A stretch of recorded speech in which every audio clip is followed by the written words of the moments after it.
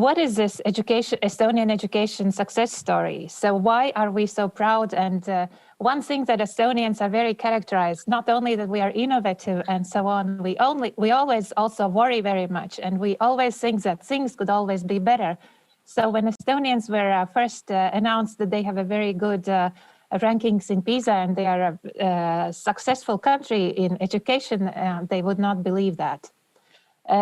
So PISA mean scores in 2018 were very good, 5th in reading, 9th in mathematics, and 4th in science. But if we look regionally, and as most countries do, and if we only look at European countries, for example, then we are all in the very beginning, at the very top. Very often people ask us, so what is that you did? Why do we, what sort of reforms have you done that you're suddenly so good? If you look at these trends from PISA 2006, that's when we first started in participating, we actually have had quite a flat line. For example, in science, it's the same as in 2006. There has been increase in mathematics and reading, but there haven't been that huge jumps in overall. And where do we have these gains? If you look at this graph, you can see that since 2009, when reading was the main performance, and that's what we compare our results with in 2018, we have less students who are performing poorly.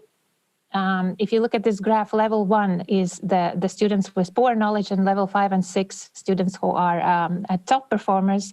And we have increased the students who are at the top. So these are two indicators which are very important to see in what way we have improved.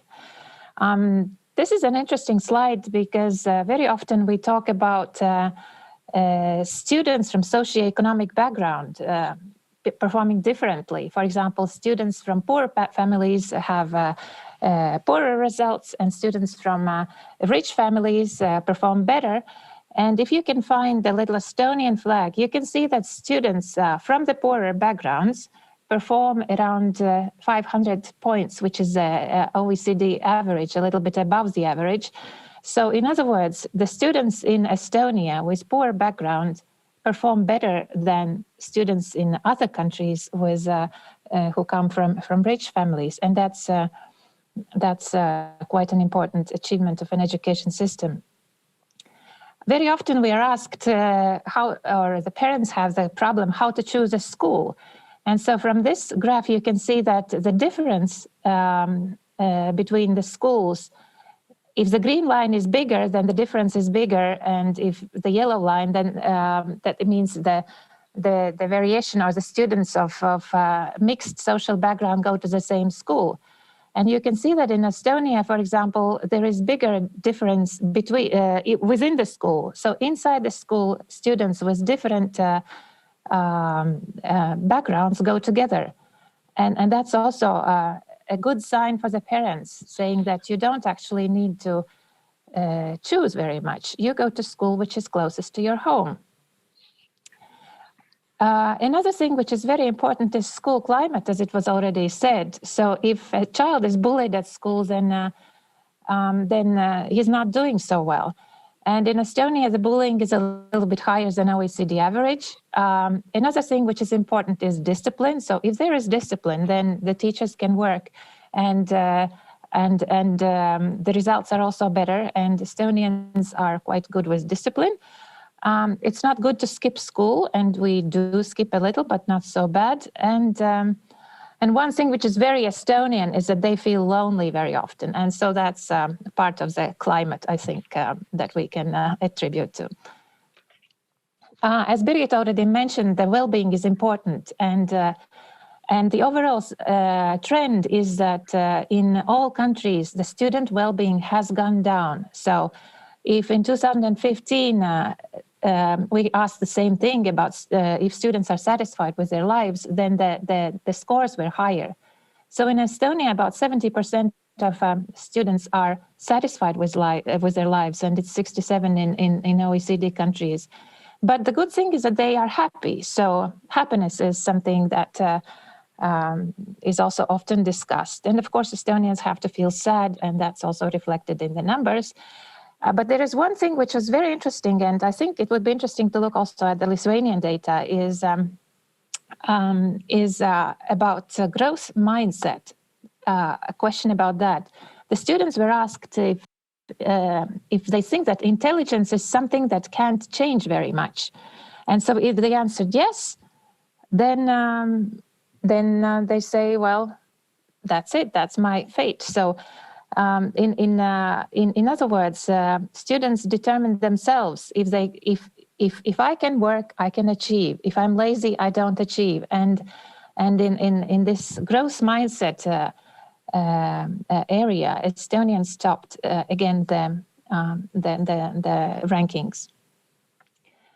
So in overall, if we look at the Estonian student, then most students have mastered the baseline level of proficiency in all the domains. The socioeconomic background does not play a very big role. It only determines 6.2% of the variation. It is important that children have gone to kindergartens, and 94% of students have done so. Very rarely students repeat a grade. And about 70% of Estonian students want to finish a university or some other higher educational establishment, and that's nice that they are trying to achieve something. And yes, they believe in technology, and they are very active device users, and they read online news, and everything digital is very important to them.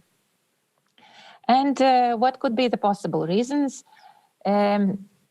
We cannot say that these are exactly the reasons, because PISA just comes and takes a picture of our educational landscape, and we have to figure out ourselves what is that has given us those results. But of course, students and teachers in schools are the number one contributors, because individual level and then the system level, all of that, if it goes together, we can achieve a nice combination of equity and quality.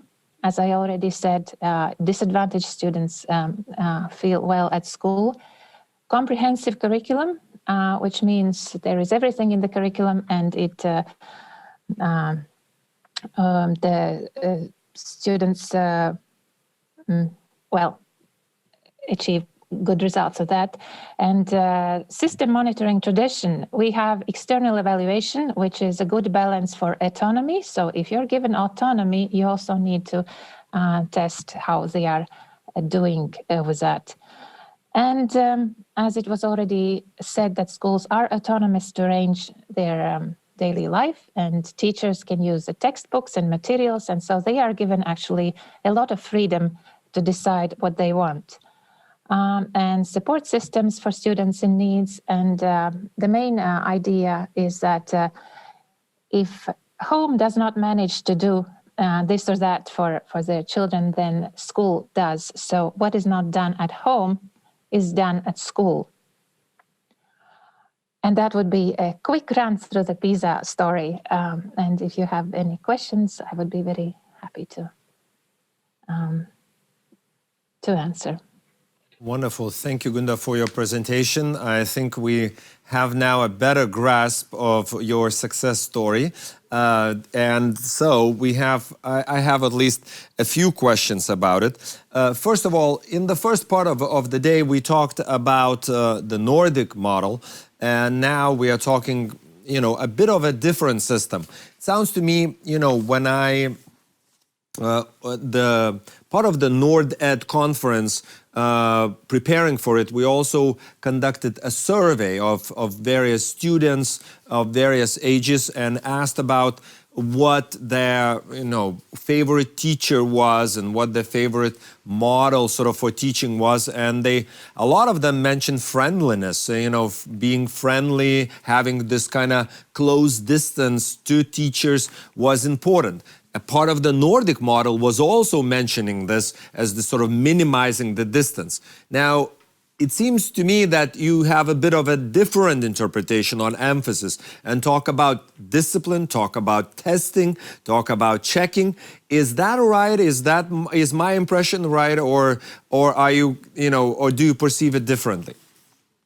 I could just say that from a PISA data point of view, if the country has, let's say, wants to improve their results, and if they look at what is happening in the lessons, and if the teacher needs to spend a lot of time calming the students down, then that time is wasted. And in that sense, there have been many cases, for example, in Germany, when they also, that if the discipline or the climate, it's not like it's somebody standing was, trying to attack somebody and be quiet now, but just that if there is this learning environment, it really helps not to waste time on other things. And in fact, the tallies showed that in general, this quality teaching time has declined in many countries. So in that sense, data proves that you should have a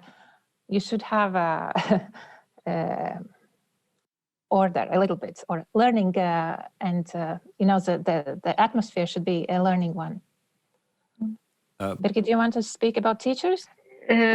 Well, teachers are, I think it's Nordic approach is actually, for me, and I think for many, is more based on values. What kind of values our education system is actually addressing, and not so much on exactly the discipline in the classroom, which is actually a minor thing. I would say that the values here is that we focus our limited resources on bringing out the best in each and every student. Thus, we have this extensive support system. We have the inclusive education approach, which actually is challenging to teachers. So this is something to consider. And also we have the approach on curriculum where we introduce more subjects and areas or interests to choose upon. So we don't really want to say that you have to learn, let's say, mathematics in 120 hours in upper secondary. We would like to have more freedom based on actually previous results and based on AI system created data that what are your strengths and weaknesses. So I think it's more like philosophical approach on, yes, Nordic education based on values. And just to have a reference, our system aligns pretty well with the Finnish system. So we have been like younger sister or brother for quite some years to Finland.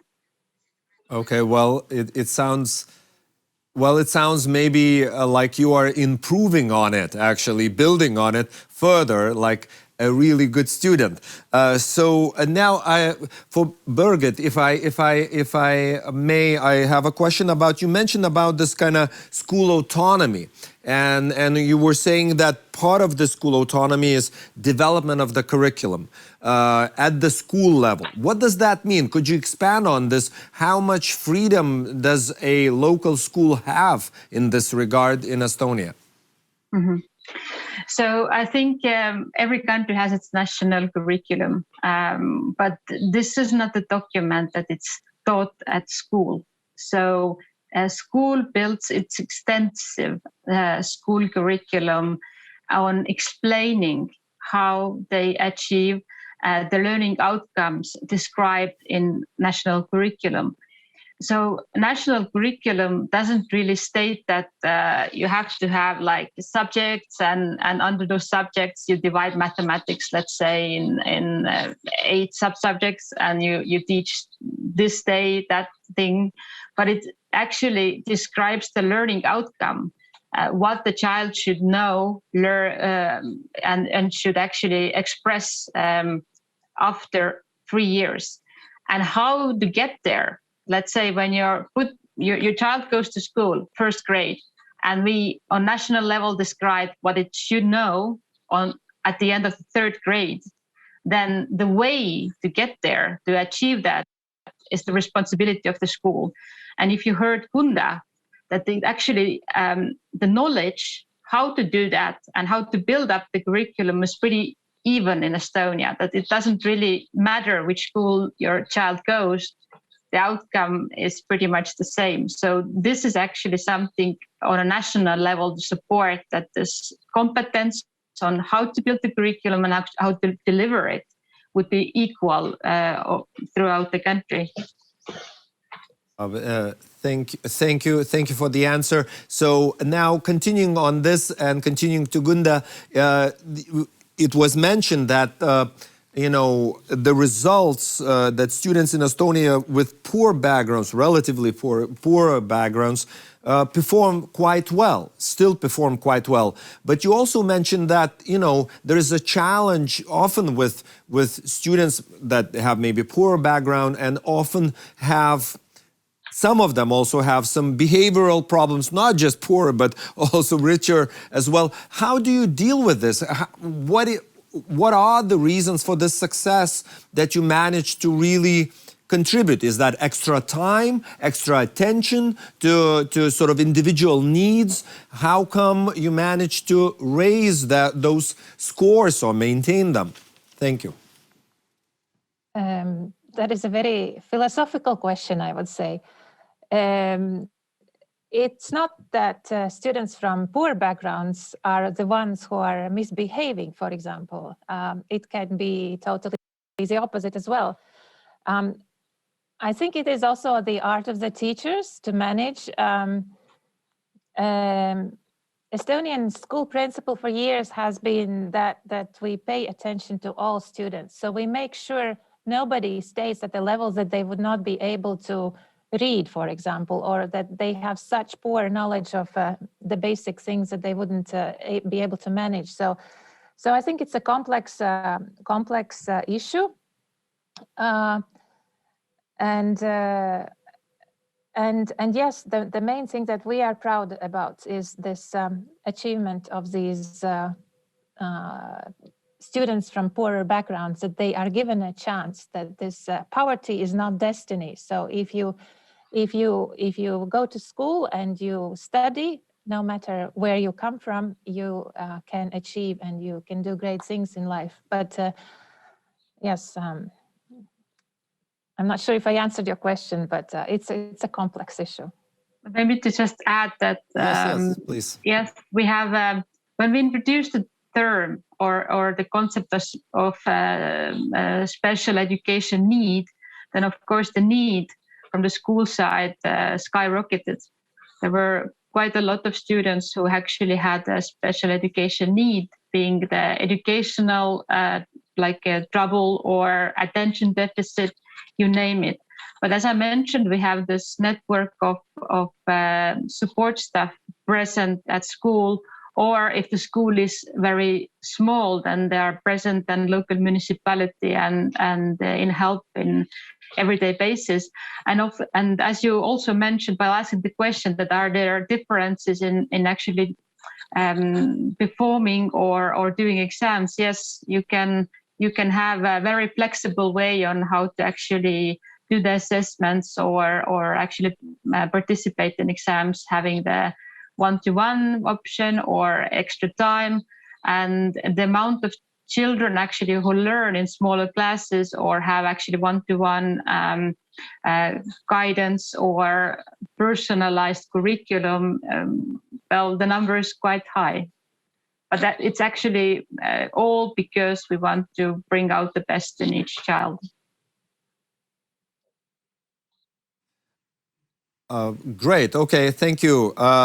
When we are already sort of approaching the allowed limit of our discussion, but I still have one more question for both of you, but maybe starting with Birgit, because you were mentioning about the sort of opportunity for startups, tech startups, and that the government sort of opened opportunities. Could you expand on this a little bit and explain? Because you started sort of saying that you provided sort of free testing ground and in general sort of maybe paid for some of these services for schools. Please expand on this. Just to be quick, well, before pandemic, we already started the creation of the sector or the cluster of edtechs in Estonia, because we saw that the state can't make everything happen by itself, and we need the help from private side. So we established a cluster. We finance it till now. Nowadays, it's a constant financing, and those services who were present at the beginning of pandemic were made for free with the state support. State initiated even before the pandemic to create digital learning materials, and just to enable schools to use them and to practice them on an everyday basis. We paid the rights